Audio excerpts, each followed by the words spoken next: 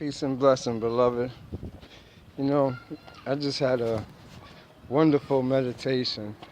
Let me explain a lot of things. It's kind of different with me than like with how everybody else go through things. I just want to give you an example of like how it is for indigos, I guess higher beings or whatever you want to put it, because we get this information and we pass it down, but it's like some of it might sound stupid, crazy, or disagreeable. Where the fuck he get these concepts from? And for you to understand, I guess I have to give you from my personal experiences. And like I just came out of meditation, and meditation for me been kind of messed up because I had company. My mother came down to visit me, and with her coming, it's like I haven't been around the mundane in a long time. It's just really me leaving the mundane 2 years ago and having just a spiritual experience that is just keep getting more and more evolving as time goes on. And I concurred to it. And so I just been learning from the gods. Meaning, and when this all started first, it's like you see things. I started seeing things. The main thing is orbs. These orbs now started attaching themselves to me physically. And one place is underneath my eyelids. It was painful. It was scary when they did that. From there, that's when I made the first video, and I sat up on the bed and I'm like, things ain't like what they seem no more. Look into my eyes. I don't know why I did that. I just woke up the next morning and do it. My eyes is now pulsing, chakras and little vortexes are spinning. Underneath my eyes is opening, little orbs and shapes is coming in. It started there. And from, if you listen to my videos, I tell you what I was seeing.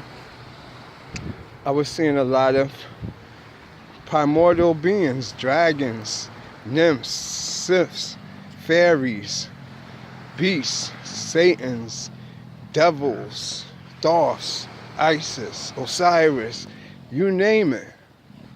All that shit from mythology or Greek gods, everything just got real out of nowhere. I mean, to where I'm shook in my house, scared to death. So that's where it started.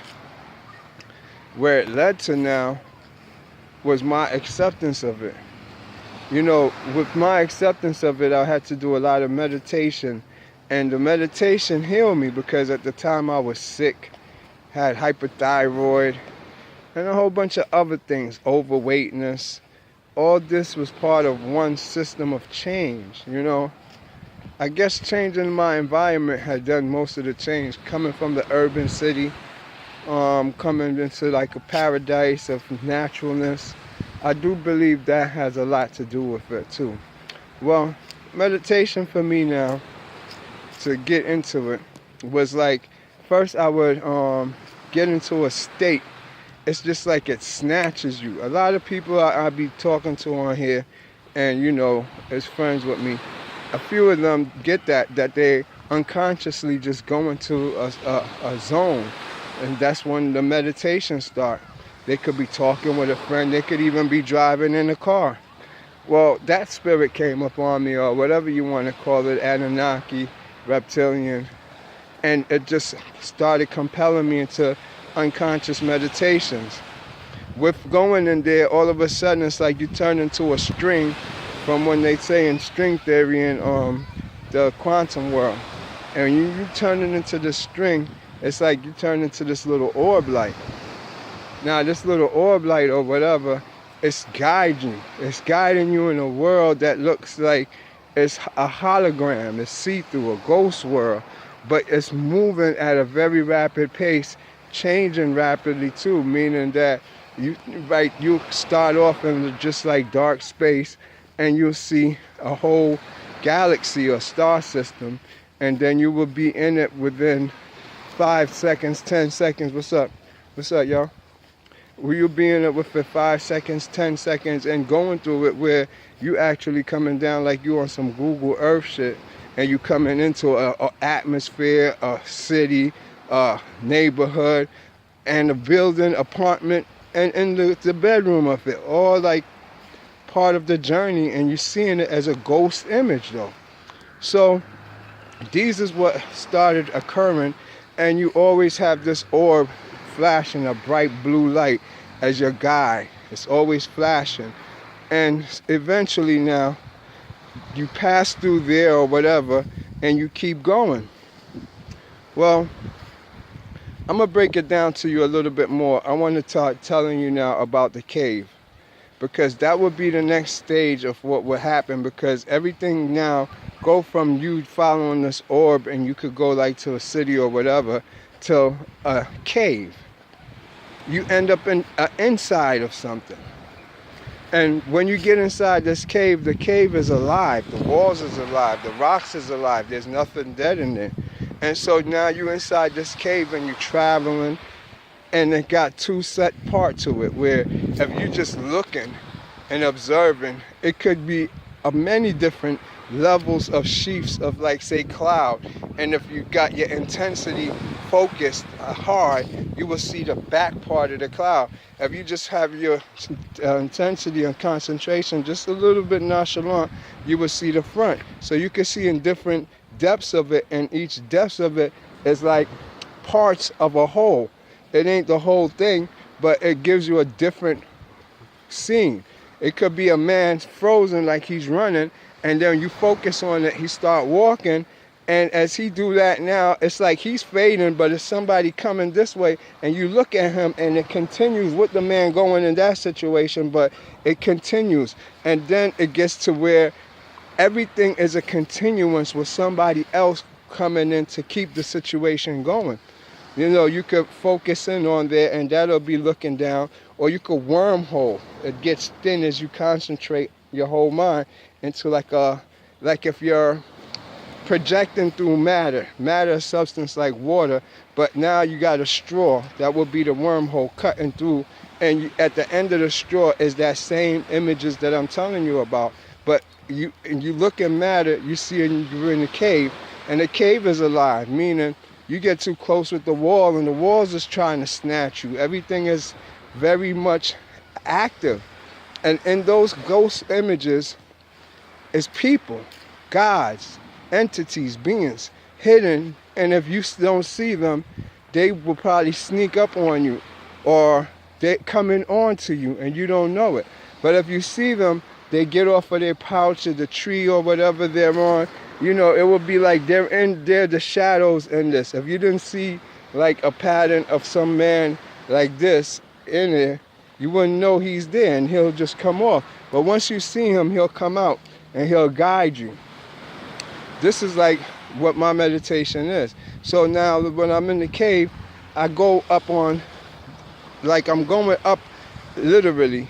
It's like I'm going through a part of my nose. You're coming from the eye and you're going up into your skull. And as you're going up, you see a throne, and it's like you're in a dome like a cathedral. This cathedral got compartments up in the top separated, but now you see a whole bunch of spirits. Everybody now, it's like you went in the cave, and it's a long entrance in the cave, but now you enter the big chamber. Yes, brothers. From going up. What's up, man? You go into now like a big chamber from going up, where you come into the main room, and up in the top of it now you see like what they would call a throne, and there's something there, or sitting there, probably a pineal gland, but it's glowing and resonating just like they saying. And you do see a whole bunch of the worst looking seraphims and cherubs. So I would go sometime there to visit that, but it's like image that it changes if you in a different mood. Like the mood you're in sets that. But you could go in there for a minute, because sometimes you have to check in or you have to leave from there. And then you start now another path where you just back in the tunnel running. Now it's like this part for me, it's a black ghost or black shadow, like if it was the Spider-Man suit all in black, but not in this physical form just as a cloud, start floating through these caverns now. Now it's like whatever you imagine, or you know already what spirits you have on you, you become. So for me, I could see myself now. I'm a first person view, like if you're playing a video game, the shooter game, and you walking down the tunnel or the cave, I'm the one now going down, and it's picking up speed as I go. So I just put my thoughts as I'm running. As I'm running now it turns to like a leopard, and you see a leopard, the cloud shapes into a leopard, and it's just moving, and he's going forward. As he picks up speed, the cave now is like changing, it's flashing, it's not no more cave. And you enter a silhouette like of the tree of life. You just see like if you're looking through leaves into the sky. And from there now, it's concentration time, because you're going into the abyss of either space or darkness, so you focus straight ahead, because the orb is going to leave you for a minute.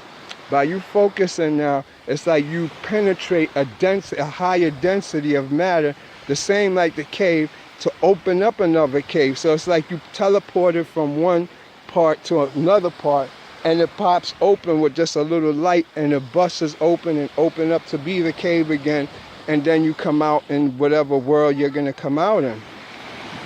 Now, when you're going on that journey and you leave that cave, for me, like today, I did it, but going across now to the other side, it requires what I seen recently, what I could call it, is rune, R-U-N-E, hand ceremonial signals.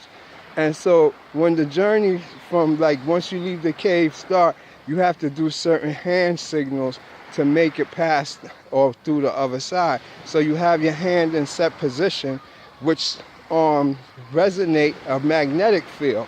This magnetic field now is what you're going to go through. So it makes it like if you're going through a frequency, a ring, a shade, a color, and you have to match that frequency to get through there. So they'll like show you how to put your hand. You will see a physical image come up, a shadow ghost image of just hands and arms, and they'll show you what to do, and you just do that and you go right through. If not, you will face a gatekeeper. A demon will come up in front of you, and if you try to go beyond him, it's gonna snatch you back. You see a dragon now come and it start teleporting you back around to the front of the gatekeeper. If you stand there for the gatekeeper, he's gonna come and he's gonna walk up to you and smell you, check you out to see if you have any fear, if you have the scent of meat, a whole bunch of different things. He's just gonna test you. And he also have like either a dragon, Komodo lizards, crocodile, and they will attack you. They biting up your astral body, but you know, they know mentally they can't do nothing to you, so it's up to you. They're saying if you have fear, you wouldn't get past. So after that now, then they do some signals. If you know how to interpret those signals, then you get past. They usually say that's the question that Solomon has to ask the demon, and if he answers the question, then he binds them. Yeah, it's the same thing. But for me, I know the real way to do it. So, like, when I give you the biblical versions or telling y'all all this stuff, is because this is what I'm experiencing daily. You know, that's today's meditation, and you have to do it. When, like, say now I pass the gatekeeper, you make the signal, and I'll even tell you, it's so deep. You can't even get by if you don't even have your teeth right. You have to show teeth to some of them. You have to show griminess. Some of them you have to show love. Everyone is interacting. You have to know how to interact with it just to get through the zone, or so it'll just be blocked. You'll be stuck inside your own chakras, or that's the zone you're in, which will make what you believe in or what your system is in or your thoughts is in. So you're trying to tunnel all the way through all your blockages. Look at spirits, entities, demons as, no, not demons, demions is something different. Take that out.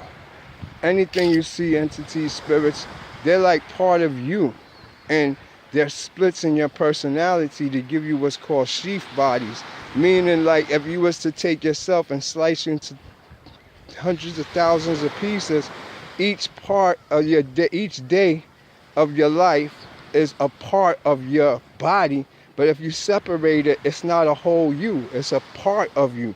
So you will see it as a ghost image or a dismangled body, because it's the whole life presentation make the whole. And just your job as the soul to integrate the soul so that the soul become beautiful and one by you going through all your post-traumatic stress, leaving like how you feel egotistically, your material self. All of these are splits because there's only one truth, and a lot of us don't want to live in our truth. And the truth is that you're just an energy, a ball of energy. When you in a moment, you're in the moment. Accept the moment. It's like our thoughts, like first thing we say is we're human. Then you're living under the laws of what it means to be human. So you have to find a husband or a wife. You have to go to work. You have to get a car. You put all these artificial thoughts inside yourself that makes these mental blockages that make you can't see the higher perceptions and the guidance and your spirits and the whole reason you're here. You know, you got three parts to you. You have a soul, a body, and you have a mind, you know? And so all three of those play an important role in your journey, or really what we call mind is spirit, just so that you don't get it wrong. With the father or your soul itself being Horus. No, not the father, I put them wrong. The son, or what we call the soul, being Horus, your soul. Now, what you call your body or your temple, that's Isis. And the spirits or the higher beings, your father, which is Osiris. So right there, that's the whole meaning of Osiris, Isis, and Horus. Osiris being your father or your spirits, your Isis being the temple of your body, and Horus being your soul, the governor of who you are. So your job is to unite the three. You unite the three under the twin flame.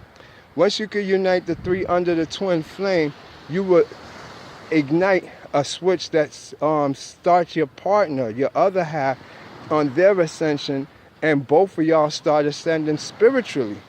Y'all meeting up in the spiritual world.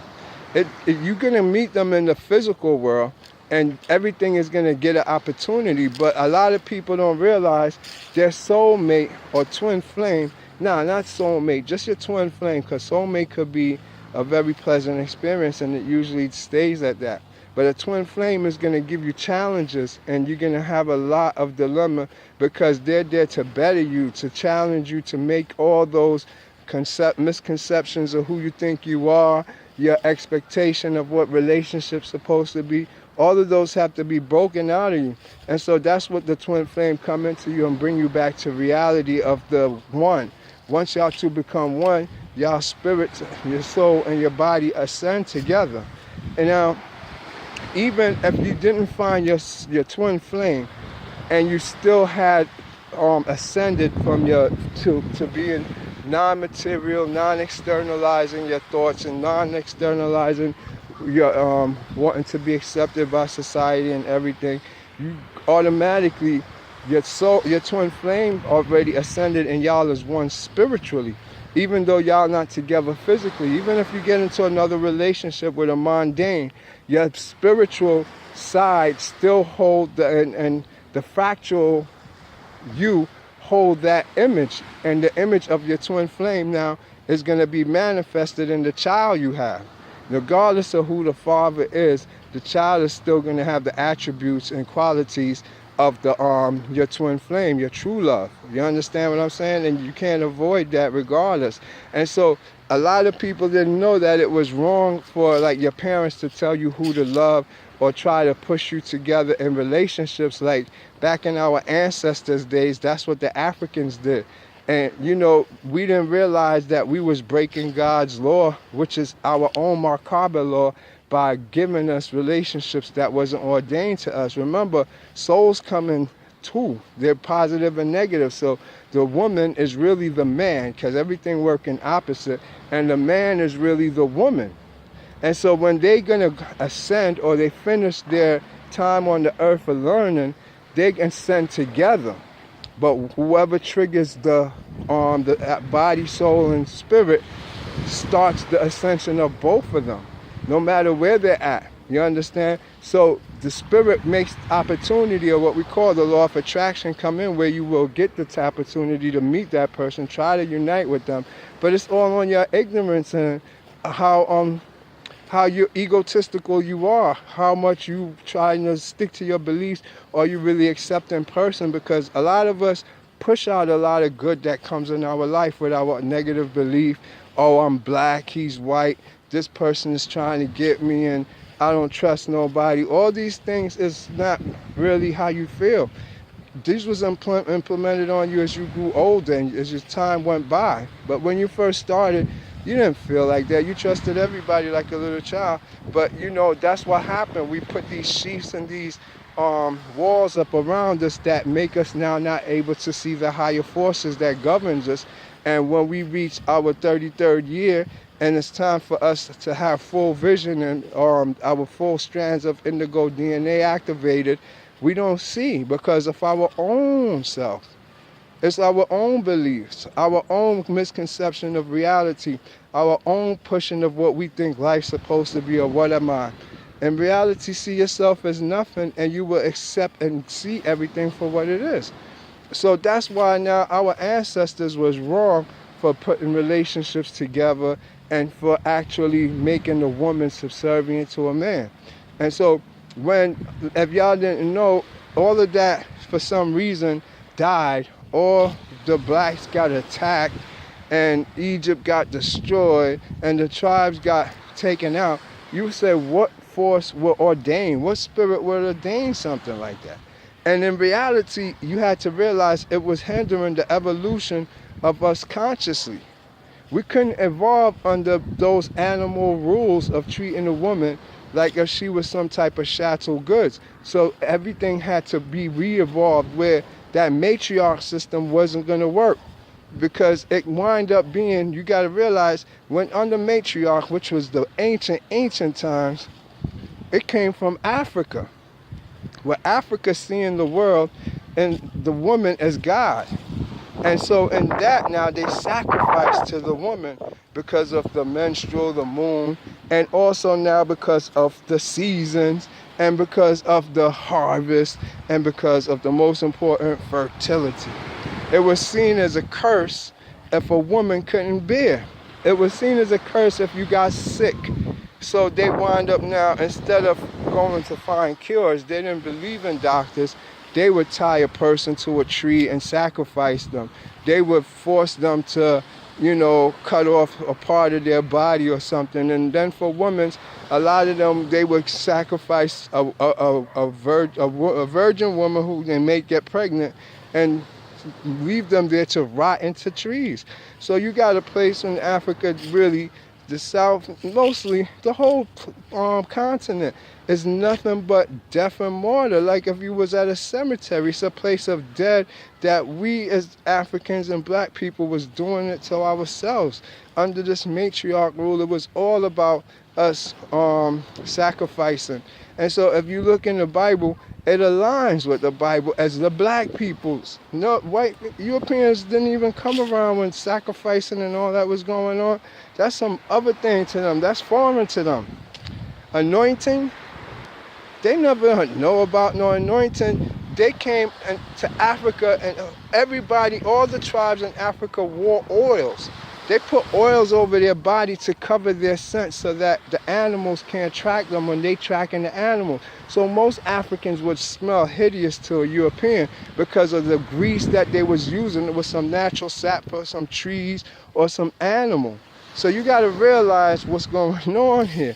I'm not saying that there's right, there's wrong. We had to evolve from that matriarch system to consciousness. There is no system. There is no kings. There's no chiefs and all. You understand? There's no president you're supposed to be, or this government, because everybody has the universal law in them. And there's many cycles here going on. So if there wasn't no value to nothing here, there wouldn't be no thieves. We put things of value. Even gold. Gold is valueless. Only reason why gold holds value is because it's scarce.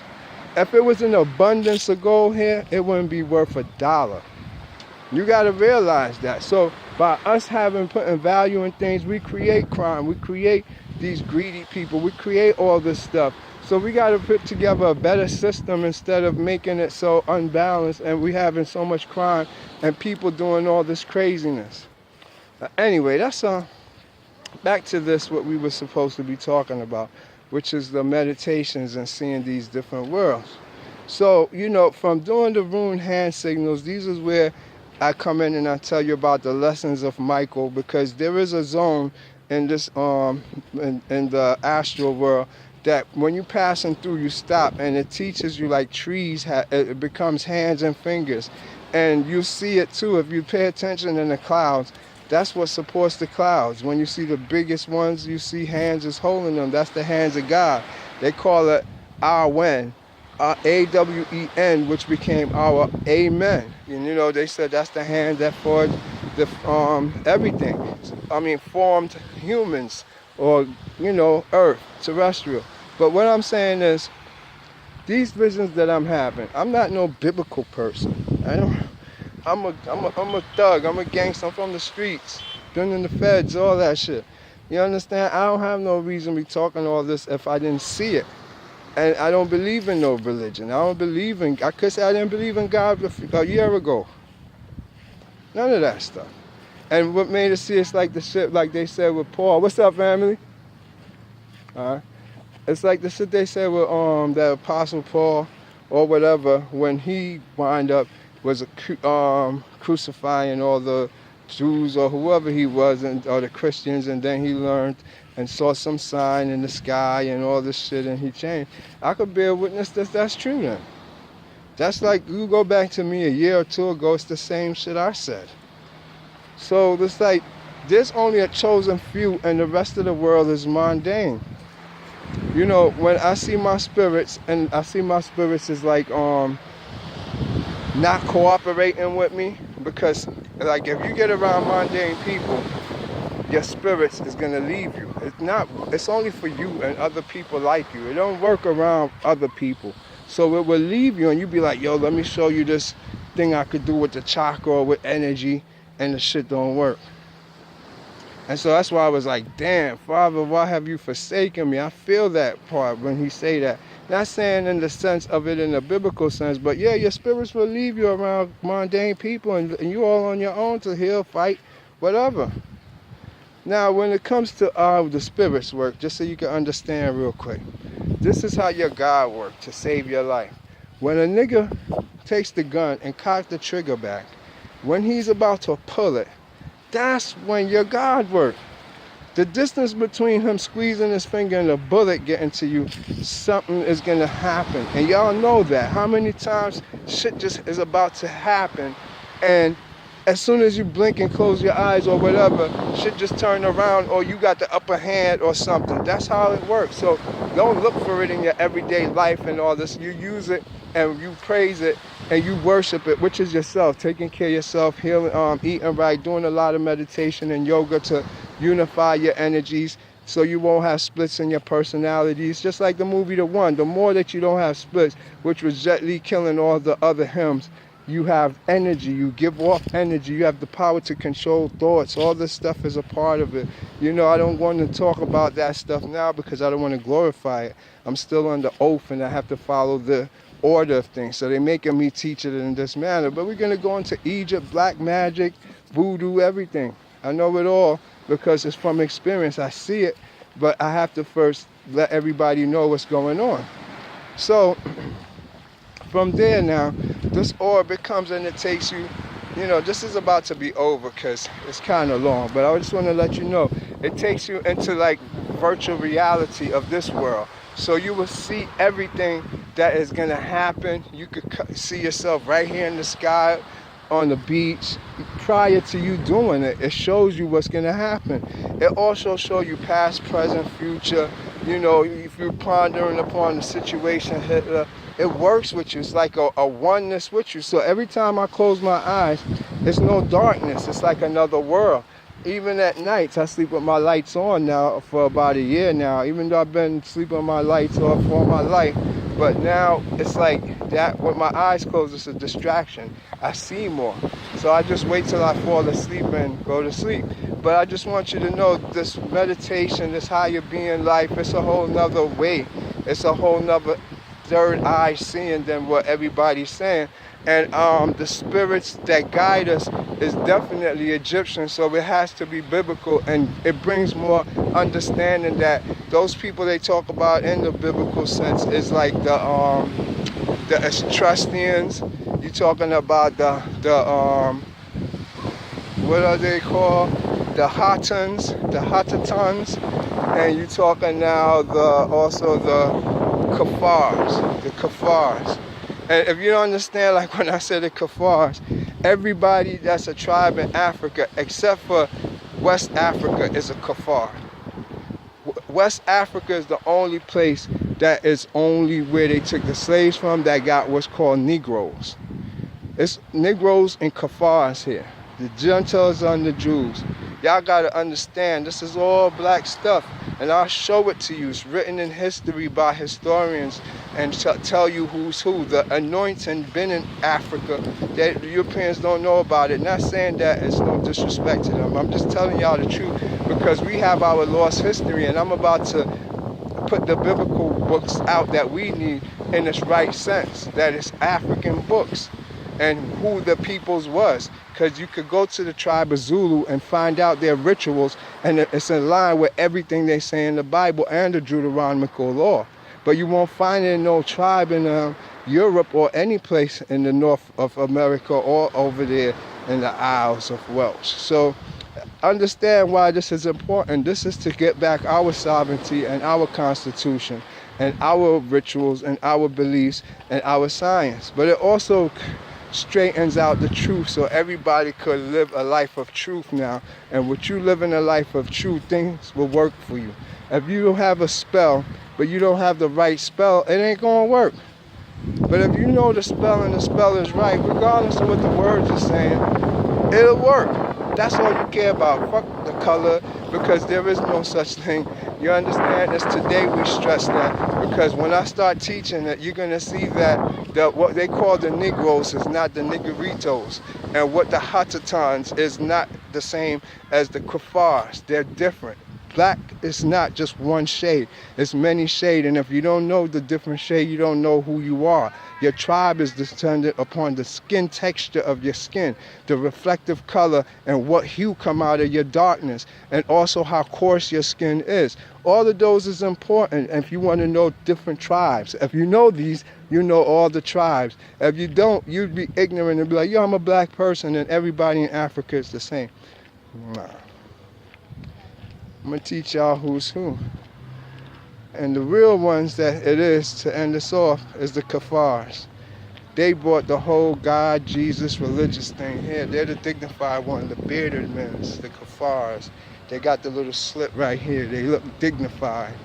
University of Conscious Science. One love.